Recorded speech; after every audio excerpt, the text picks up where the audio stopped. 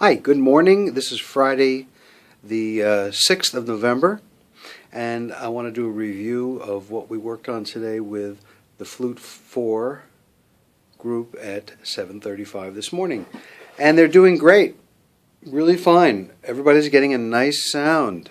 That's the hard part. And just to review, what I've asked them to do is to warm up a little bit on their head joint in front of the mirror, because that's how you can see what's happening here, just as I'm looking into the camera now and I can see this.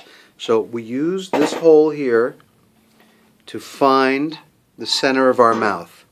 Because if you just put the flute up like this, it might end up here, it might end up here, it might end up here, it might end up here. But it only works best when you have it centered. Then you must press it in. There must be some pressure against your lips. And then roll it out. How much and how much lip to show, that gets a little subjective because everybody's lips are different. So I roll it in, I find it, because if it's over here, I say, gee, the hole is over here. You can feel it. It's a sensation experience that you have to be able to use your sensations to know what you're doing. Okay, I roll it out, I take a deep breath, and when I say take a deep breath, I don't mean this. A deep breath is coming from your abdomen area. I tell the kids push out their belly buttons when they breathe in. They laugh because what does that have to do with breathing? But that has to expand so that your lungs can drop down and then expand. Another way to think about breathing is the old-fashioned thermometer with the red mercury at the bottom. Okay? That starts way at the bottom in your abdomen. And as you take a deep breath, the temperature begins to rise and comes up and up and up. By the time it gets here, it tickles. It feels so good. And by the time it fills, you'll feel it coming up, but it's a sensation of coming from the bottom up. Anyway, that's important. Breathing is very important for tone production. We call that breath support. So I roll in. I got it here.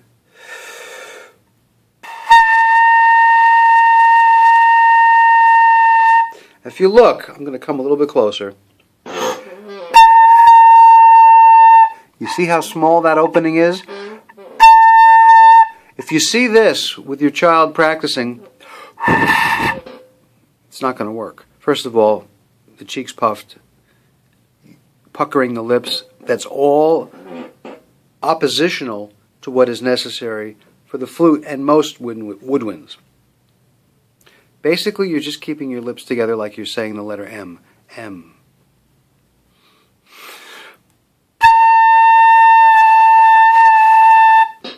Okay? The sound comes. And if you notice, you saw a little bit of my tongue.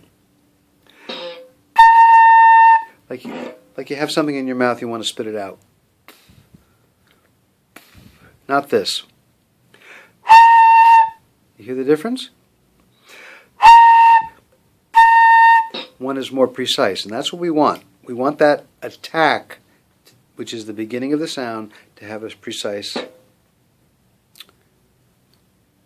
impact. Now, so you practice a little bit on the head joint. Then, we're putting the flute together so that this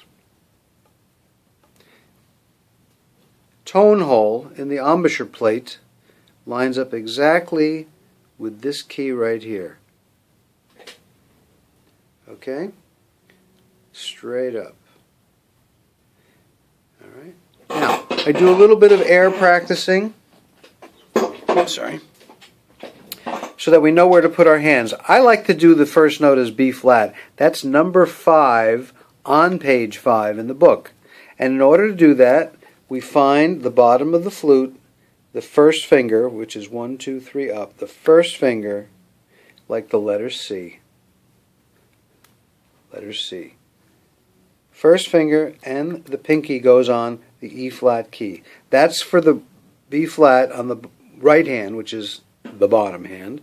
And then the top hand has the thumb key here and the first finger here. You see, you skip that key, and then you're going to skip another key. You're never going to touch that. You're never going to touch that. But that's B flat now. Now, notice that I've got a little hole here. That's only right now. I'm going to immediately close it up.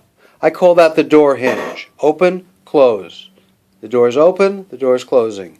You always want that because that's what's going to press it on your face.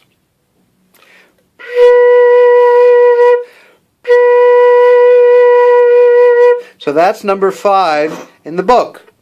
You play a whole note for 4 beats, and then you rest for 4 beats, and then again, and so on. Notice I didn't do this.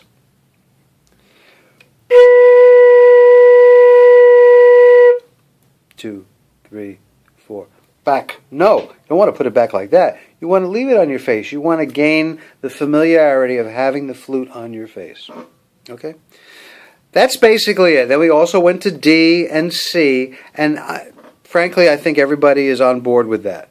Now, the hardest thing on this page is to go from C, which is just one finger, to D, which has all the other fingers down. It's only a challenge if you don't use this finger to help support the flute. We discussed that.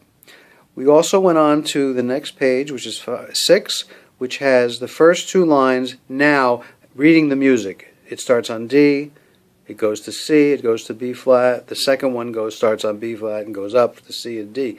But the student has to learn to read the music. And finally, because they were doing so well, I went to page 7, the first line, which is 12, which is now half notes. It's the same idea, but instead of playing 4 beats to a note, we play 2 beats. And that's really what we covered today, and I think, if they continue to practice the way they did and prepare, they should be fine. And I'll see them next week. Thank you.